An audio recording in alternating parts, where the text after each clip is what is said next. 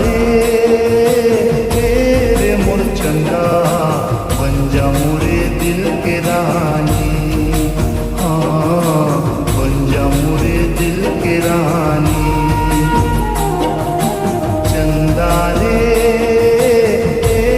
मोर चंदा बन जा मोरे दिल के रानी। हाँ बन जा मोरे दिल के रानी। रानी तोला प्यार दिहा दिल माँ बसा लिहा आँखी माँ छुपा लिहा आ जानी। चंदा रे मोर चंदा बन जा मोरे दिल के रानी। हाँ बन जा मोरे दिल के रानी।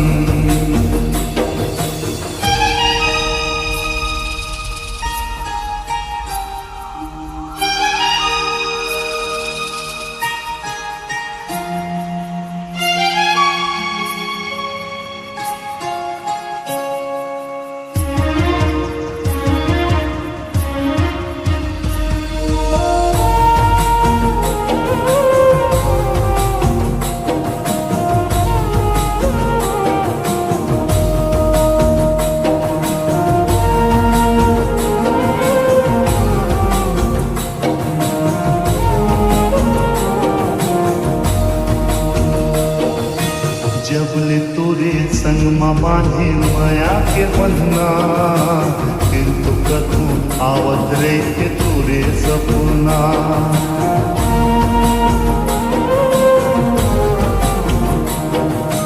जबले तोरे संग माँ बांधे माया के बंधना फिर तो कतू आवत रे के तोरे सपना।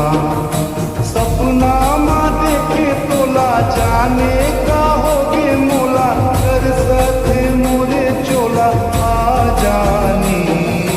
चंदा रे मोर चंदा बन जा मोरे दिल के रानी। हाँ बन जा मोरे दिल के रानी।